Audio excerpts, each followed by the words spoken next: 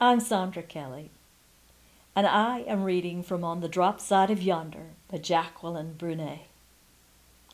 This is Chapter 8, about her parents, Mom and Dad Breniser.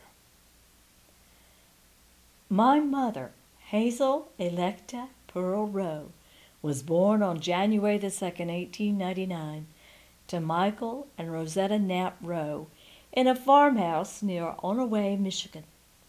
She had a brother, Claude, some years older. A sister, Bernita, was born when she was 12. During my mother's childhood, when the Rowe family home, situated about a mile from the Knapp farm, burned, they moved into my great-grandparents' home and stayed. My great-grandparents' names were George and Sarah Catherine Knapp. They had purchased and homesteaded the 160 acres beginning in the mid-1800s. Sarah Catherine Knapp died in March 1927, just 2 months before I was born. According to my mother, hers was an enjoyable childhood with friends and cousins on her mother's side who lived nearby, and relatives on her father's side lived in the Ypsilanti area, except for her favorite aunt, Elisha, her father's sister, who taught school near Onaway.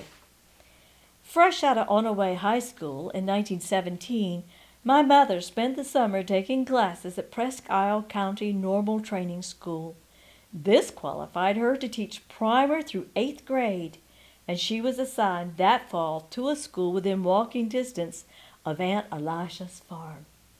She taught at that school for 2 years, boarding with her aunt. My father, Ralph Dewey Breniser, was born in September 1898 in Breniser, in Westmoreland County, Pennsylvania. That's the year Admiral George Dewey became a hero in the Spanish-American War. Dewey was the name he was called all his life. His father, Abram Jesse Breniser, sold the house in 1900. I know very little about his father's family. His mother, Ida Phoebe Libigood Breniser, played the organ in church near Lewiston, Ohio. She dressed all the kids up on Sunday and took them to church. His father didn't go, but he would hitch up the team for his wife. It was an extremely bad time for the whole family when Dad's mother, Ida, caught typhoid fever from the husband of an aunt, whom she was helping take care of. Even though the husband of the aunt survived, Ida died.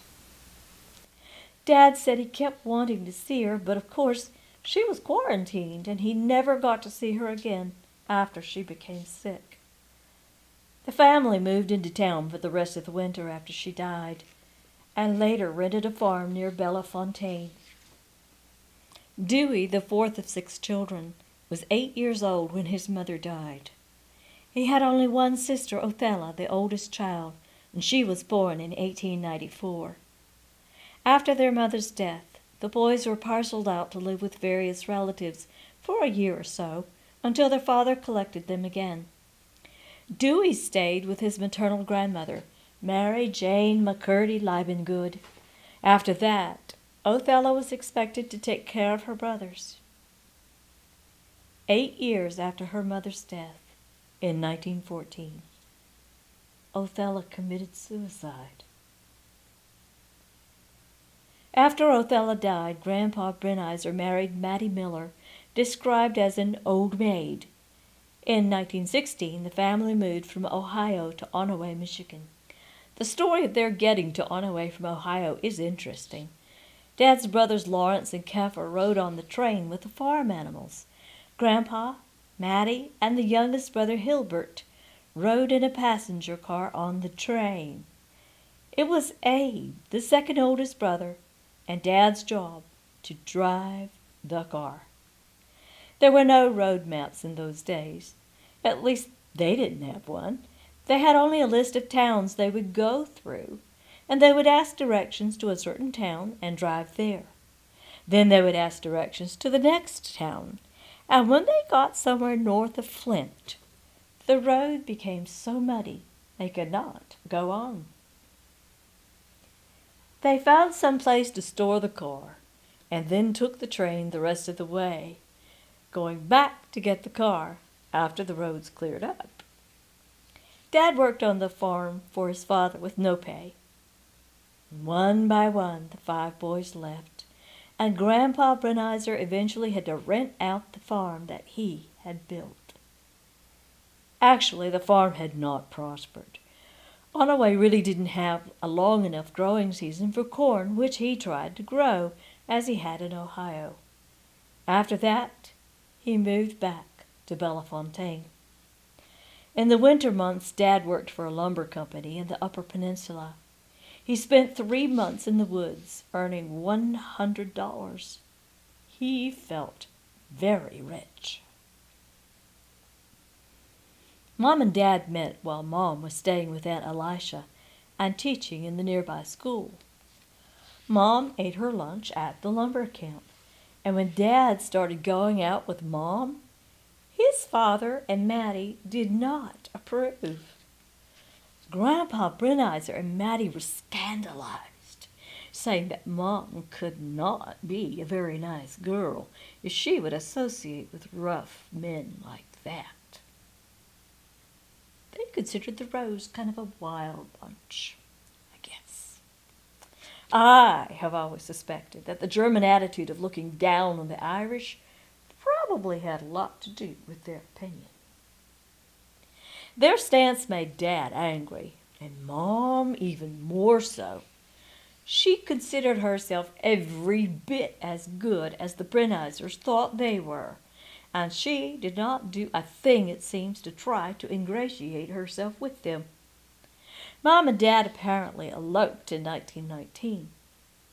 His father and stepmother would not speak to them, though relations thawed somewhat after their children were born. Mom and Dad soon moved to Lansing, along with Dad's younger brothers Keffer and Hilbert, and one of my mother's cousins, Lloyd Poland. All lived in a small house, while the young men worked in the Oldsmobile factory. After my sister Arlene was born in 1920, things were rough for my mom, except for her cousin Lloyd Poland, coming from a large family, was very helpful and caring for the new baby. This was in contrast with my dad, who had never before been anywhere near a baby. However, he bought his 5-month-old daughter a sled for Christmas, so I guess his heart was in the right place. I'm a little unsure of my parents' activities at this point. However, I do know they moved back to my mom's parents' and grandparents' farm, while my dad went to school in Chicago learning to repair automobiles. My mother's father loaned them the money for the Chicago schooling. My nephew, Mike Harvey, Arlene's son, has the certificate that my dad earned at that time. The next move was to Gregory in 1923. Dad and a man he met in Chicago, Lawrence Owens, began an auto repair shop and a filling station business. And a few years later, Owens got into some trouble and he needed money, so Dad bought out his share of the business. When Dad and Mom found a house in Gregory, Mom got a job teaching in a nearby county at the Collins Plains Country School and continued to teach until I was born in 1927. Dad sold gas and worked on cars and farm equipment 7 days a week until he turned the business over to my brother, Elwin. My mother took care of the children and assisted Dad mainly by keeping track of the income and buying parts for the machinery. I was quite afraid of Dad, although I don't recall that he ever spanked or even touched me. If I, usually with Elwin, was fooling around and making noise, Dad had a way of pointing his finger at me and shouting, "Say!" That ended the noise. He almost never said anything to me, and I don't recall that my dad ever held me on his lap or even noticed me. I knew instinctively I shouldn't play noisily around him and to stay out of his way.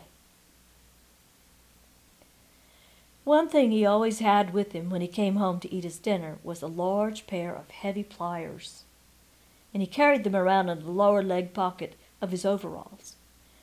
When I was very young, once in a while I had enough nerve to ask him if I could play with them. Sometimes it was yes, and sometimes no. One day I was looking at the pair of pliers and working it when I heard a sudden growl behind me, and I swung around and frightened. I struck with the pliers.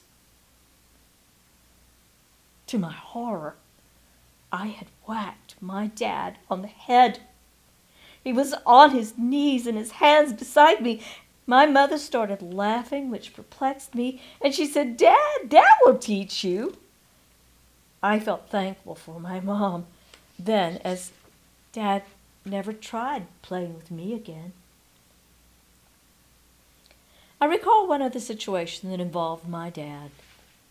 We had been rousted out of bed during the very early morning to leave for Onaway and my grandparents' farm, which was in the northern part of the southern peninsula. A couple of hours later, we stopped to eat breakfast in a small roadside park. I had a boiled egg in my hand, and when I started to peel it, Dad asked, "Are you sure there ain't a chicken in that egg?"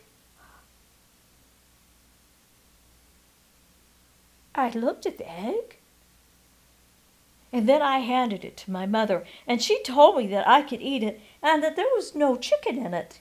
Dad was just fooling me. But the thought of it made me lose my appetite. It was years before I ate another boiled egg. I have mostly good feelings for my mother during my teen years, although I was a tomboy until well into puberty. My mother tried her best to make me wear nice clothes and act like a young lady. I can remember times she took me to Jackson and made me try on dresses. I didn't cooperate at all, but she held her temper, and she showed more patience than I deserved. And when I became a little older and was going to dances, she once even sent me to a seamstress who made me a beautiful navy-colored dress with a low neck, not like the low dresses today, of course. Mom would sometimes make trips into the city and dutifully trek to the record store for me. She did not believe in lists. Lists were for lazy people. She reasoned that relying on one's own memory was a good discipline. One time I requested Hoagie Carmichael's Old Buttermilk Sky. She returned home empty-handed. The clerk, she said, had never heard of the old sour milk blues. Another time, when she struck gold in spite of herself, I had requested a hillbilly tune. According to someone who knew that we knew, who witnessed the transaction when she asked for "Swat Me in the Face with Love," the clerk was actually able to probe his memory and suggest the record she wanted might be. And that was, "Why Don't You Haul Off and Love Me One More Time?" It was my mother who encouraged me to go to college. There were very few mothers in Gregory who thought girls were so entitled, and I appreciated it. My mother died at age 73 after a sudden heart attack, while my dad lived to age 94. He outlived all his 4 brothers and their wives. This was unexpected, since he had some sort of heart problem, which caused him to be rejected by the Army during World War I. He was ill very seldom, and it was during his older days that I really got to know him better. For one thing, he began to talk about his early life and family, and I was interested in his family pictures, and he had much to tell us. Arlene, Joyce, and I took him to Pennsylvania and Ohio, where he lived, and where we were actually invited to go through the beautiful home he'd been born in. We found relatives who enjoyed visiting with him, and they gave us pictures and information we'd not known previously. Dad continued to live in his own home until he died. Arlene and Elwyn, who lived still in Gregory, tended to him, and Joyce and I often came home on Friday nights and stayed through Sunday. We cleaned the house, and we did the laundry. Arlene passed away before Dad, but the rest of us, we were still able to keep him in his own home. He talked almost steadily, not always making much sense, but he certainly made up for all the talking he didn't do in his early life. And you've been listening to On the Drop Side of Yonder, written by Jacqueline Breniser. You'll find more chapters to this book in the same place where you found this one.